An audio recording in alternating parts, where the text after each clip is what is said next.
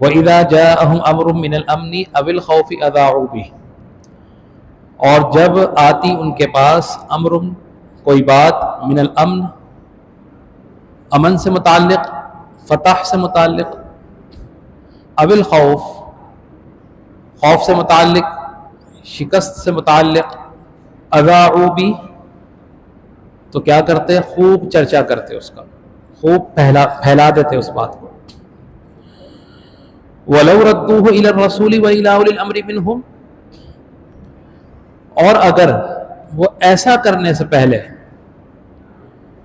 اس بات کو ردوہ پیش کرتے الی الرسول، اپنے رسول کی طرف، وَإِلَى أُولِي الْأَمْرِ مِنْهُمْ، یا پھر صاحب رائے لوگوں کی طرف، یعنی اکابر صحابہ کرام رضوان اللہ تعالی علیہم اجمعین کی طرف اس کو پیش کرتے، لَعَلِمَهُ الَّذِينَ يَسْتَنبِطُونَهُ مِنْهُمْ، تو ضرور اس بات کو پھیلانے سے قبل اس بات کی حقیقت کو جان لیتے. وَلَوْلَا فَضْلُ اللَّهِ عَلَيْكُمْ وَرَحْمَتُهُ، اور اگر اللہ کا فضل نہ ہوتا اور اس کی رحمت نہ ہوتی، علیکم تم پر، لَاتَّبَعْتُمُ الشَّيْطَانَ، تو ضرور اتباع کرتے، پیروی کرتے، کس کی؟ شیطان کی، الا قلیلا، مگر تھوڑے. اب یہ آیت کریمہ اللہ تبارک و تعالی نے بیان فرمائی، اس کا سیاق و سباق کیا ہے، شان نزول بھی ہوتا ہے، پس منظر بھی ہوتا ہے، اور آگے اس سے میسج بھی دیا جاتا ہے. تو اس کا میسج اور اس کا پس منظر کیا ہے کہ بہت سے لوگ ایسے ہوا کرتے تھے کہ اگر کوئی خبر ان تک پہنچتی تھی، اس میں مسلمانوں کی فتح کی خبر ہو یا مسلمانوں کی شکست کی خبر ہو یا کوئی امن کی بات ہو یا کوئی ایسی جو خوف زدہ کرنے والی، دہشت پھیلانے والی بات ہو، تو بہت سے لوگوں کی یہ عادات ہوتی ہیں کہ وہ اس کی تحقیق نہیں کرتے اور فوراً اس کو آگے پھیلانا شروع کر دیتے ہیں. اب اس کا نتیجہ کیا نکلتا ہے؟ اس کا نتیجہ یہ نکلتا ہے کیونکہ اس خبر کی کوئی حقیقت نہیں ہوتی، تو اس خبر سے بعض اوقات غلط فہمیاں جنم لیتی ہیں، اور بعض اوقات اس خبر کا یہ نتیجہ نکلتا ہے کہ لڑائی جھگڑوں تک نوبت پہنچ جاتی ہے. اچھا، کچھ خبریں نادانی میں اس طرح کے لوگ پھیلا دیتے ہیں کہ ان کو اس بات کا علم نہیں ہوتا کہ یہ جو عمل ہم کر رہے ہیں اس عمل سے نقصان ہوگا یا فائدہ. بہت سے لوگ آپ نے دیکھے ہوں گے کہ چلتے پھرتے ان کو کہیں سے بھی کوئی خبر ملی، انہوں نے فوراً آگے پاس کر دی. بہت سے لوگ، اچھا، ان کو یہ ادراک بھی نہیں ہے کہ بھئی ہم آگے کیوں پاس کر رہے ہیں. یہ آگے پاس کرنے سے سامنے والے تک اگر یہ خبر پہنچتی ہے تو اس کا کیا جو ہے نتیجہ نکل سکتا ہے؟ بس نہیں، بس ان کا کام ہے آئی اور آگے پھیلا دینا. تو ایک تو یہ لوگ، ایسے لوگ اس آیت کریمہ پر غور کیجئے اور کریں کہ کسی خبر کو تصدیق کیے بغیر آگے کسی تک نہ پہنچائے. اور پھر ایک بات ایسی ہوتی کہ کچھ لوگ جانتے بوجھتے ہوئے غلط خبر پلان کرتے ہیں، اور جس کی وجہ سے ان کے کچھ مقاصد ہوتے ہیں، مذموم مقاصد، جس کو وہ حاصل کرنا چاہتے ہیں. مثال کے طور پر چند سال قبل یہ کہا گیا کہ بھائی عراق کے پاس جوہری ہتھیار ہیں یا کوئی ایسی کیمیکل گیس ہے کہ جس سے انسانوں کو نقصان پہنچایا جا سکتا ہے. تو یہ خبر باقاعدہ طور پر مذموم مقاصد کو حاصل کرنے کے لیے یہ پلان کی گئی، لوگوں کو فیڈ کی گئی تاکہ یہ خبر پھیلے.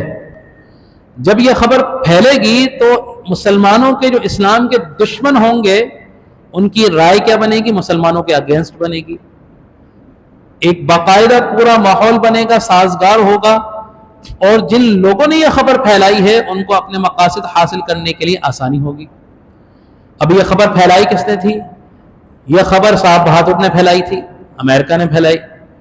اور ہوا کیا کہ وہ اس خبر کو پھیلانے کے بعد پوری جو مسلمان جو دنیا کے جو اگینسٹ لوگ تھے ان میں اشتعال پھیلا، ان میں خوف و ہراس پھیلا، ایک مدعا بنا کر، باقاعدہ ایک بنیاد بنا کر ایک اسلامی ملک پر حملہ کر دیا گیا، قتل و غارت کر دی گئی، رجیم چینج کر دی گئی۔ اپنے لوگوں کو لا کر بٹھانا مقصد تو یہ تھا کہ تاکہ بھاگ دوڑ جو ہے سنبھالی جائے۔ یہ ایک طریقہ کار ہوتا ہے کہ اپنے لوگوں کو سامنے نہ آئیں لیکن ایسی پوسٹوں پر، ایسی جگہوں پر اپنے لوگوں کو لا کے بٹھا دیا جائے تاکہ ہمارے کام آسان ہو جائیں۔ یہ ایک طریقہ کار ہے اور یہ باقاعدہ طور پر یہ چلا آ رہا ہے اور یہ آج بھی ہے۔ یہ کفار ایسا کرتے ہیں، یہ سازشی عناصر ایسا کرتے ہیں تاکہ خود بدنام نہ ہو، سامنے والا بدنام ہو اور کام ہمارے چلتے رہیں۔ تو ہوا کیا؟ باقاعدہ طور پر صدام حسین کے خلاف آپریشن کیا گیا، اس کی حکومت کو ختم کیا گیا، اس کو پھانسی چڑھا دیا گیا، اپنے لوگوں کو لا کر بٹھا دیا گیا، اور کافی سال گزرنے کے بعد ایک خبر نکلتی ہے کہ نہیں تھی، وہ جو خبر پھیلائی گئی تھی جس کی بنیاد پر یہ اٹیک کیا گیا تھا وہ خبر تو بے بنیاد تھی، وہ خبر جھوٹی تھی۔ اب اس کا حاصل کیا ہوا؟ ہزاروں مسلمانوں نے اپنی جان دے دی، ہزاروں مسلمانوں کو بے گناہ شہید کر دیا گیا، اور اس خبر کی کوئی حقیقت نہیں تھی۔ کیا ہوا کہ جس نے پلان کی تھی، جس نے سازش کی تھی، جس کے مقاصد تھے، اس نے اپنے مقاصد کو پورا کیا۔ اور آج دیکھ لیجئے عراق کا حال، کون لوگ بیٹھے ہوئے ہیں؟ وہ لوگ بیٹھے ہوئے ہیں جو ان کے پیرول پر کام کرنے والے ہیں، کسی کو کوئی سروکار ہی نہیں ہے، معدنیات نکالی جا رہی ہیں، کوئی چوں چرا ذرا سا کوئی کسی قسم کا کوئی آواز بلند نہیں کرتا۔ تو یہ باقاعدہ طور پر پلانٹڈ سازشیں کی جاتی ہیں، پلانٹڈ سازشیں کی جاتی ہیں۔ اور ہوتا کیا ہے کہ سب سے پہلے طریقہ کار کیا ہے کہ یہ خبر فیڈ کی جاتی ہیں صحافتی اداروں، سوشل میڈیا جو ایکٹیوسٹ ہیں ان کو فیڈ کی جاتی ہے کہ جنگل کی آگ کی طرح خبروں کو پھیلایا جائے۔ اب تو پہلے تو خیر اخبار بہت زیادہ لوگ بڑے اس سے پڑھتے تھے، لیکن اب جب سے یہ موبائل آیا ہے، سوشل میڈیا آیا ہے، تو بہت سے لوگ اخباروں کا پڑھنا چھوڑ دیا ہے۔ اب اخبار میں جو خبر لکھی جاتی تھی تو آپ کسی بھی رائٹر کو، کسی بھی جو وہ تھا لکھنے والا تھا، اس کو آپ پکڑ سکتے تھے، اس کے خلاف کیس کر سکتے تھے۔ لیکن سوشل میڈیا، ہر ہاتھ میں موبائل ہے، ہر آدمی جو ہے وہ صحافی بنا ہوا ہے، آپ نہیں جانتے کہ کہاں سے یہ خبر پھیلی۔ اور یہی وجہ ہے کہ آج کے معاشرے میں، آج کے دن ہمارے معاشرے میں ایسی ہزاروں لاکھوں خبریں جو چلائی جا رہی ہیں جن کی کوئی حقیقت نہیں ہے، جس کی وجہ سے ممالک کے آپس میں تعلقات خراب ہو رہے ہیں، جس کی وجہ سے یہ تو چلو براڈ وے میں ہو گیا، اگر آپ اس کو جو ہے چھوٹا کریں تو گھروں کے معاملات خراب ہوتے ہیں، آپس میں تعلقات خراب ہوتے ہیں، پڑوسیوں سے تعلقات خراب ہوتے ہیں۔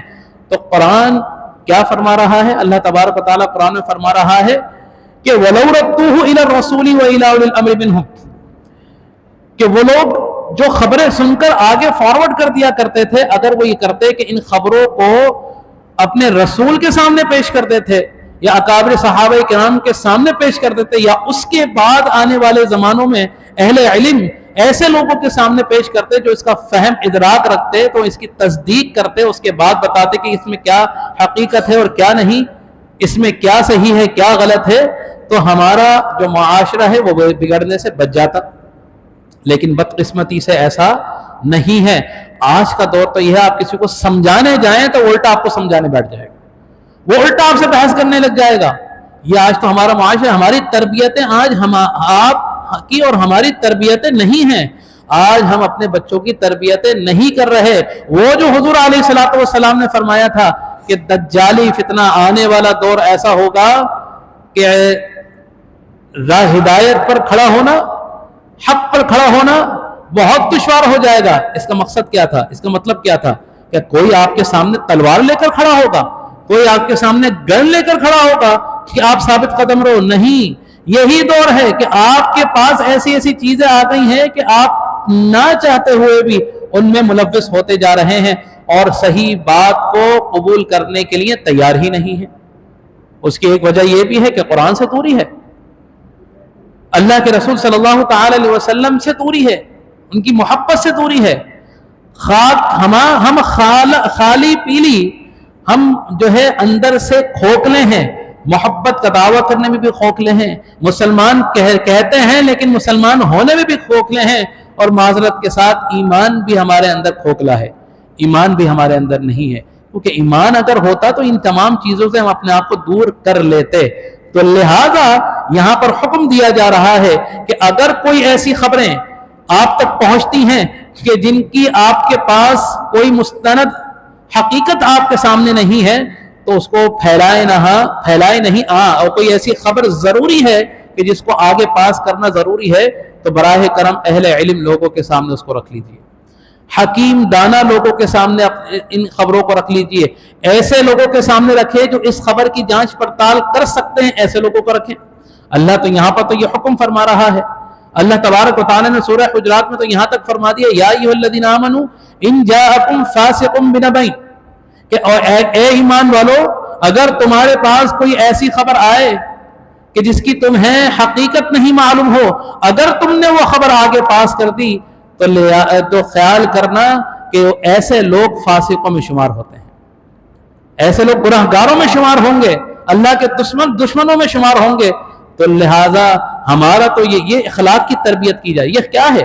یہ اخلاقیات کی تربیت ہے۔ کہتے ہیں قرآن پاک میں، قرآن پاک آپ کی اخلاق کی بھی تربیت کرتا ہے، یہ اخلاقیات کی تربیت کی جا رہی ہے کہ اپنے آپ کو روکیں، غلط خبروں کو نہ پھیلائیں، ایسی خبریں آگے جا کے کہیں ایسا نہ ہو کہ آپس میں دو لوگوں کے درمیان غلط فہمی جو بڑھا دیں اور آپس میں قطع تعلق ہو جائے، رشتے ٹوٹ جائیں، بھائی بھائی سے نفرت کرنے لگے، باپ بیٹے سے نفرت کرنے لگے، میاں بیوی کے رشتے جو ہے ٹوٹنے کا سبب بنے ہیں۔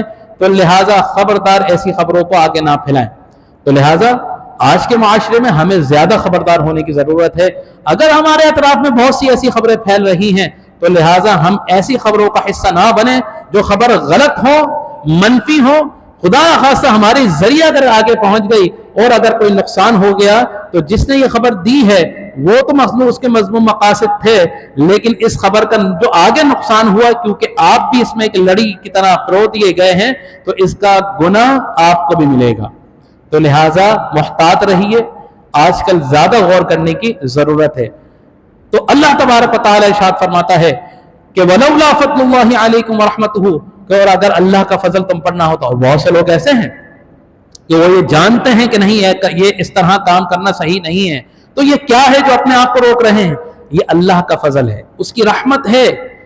اگر اللہ کا فضل اور اس کی رحمت ہمارے شامل حال نہیں ہوتی تو ہم نہ جانے انجانے میں شیطان کی پیروی کرنے لگتے۔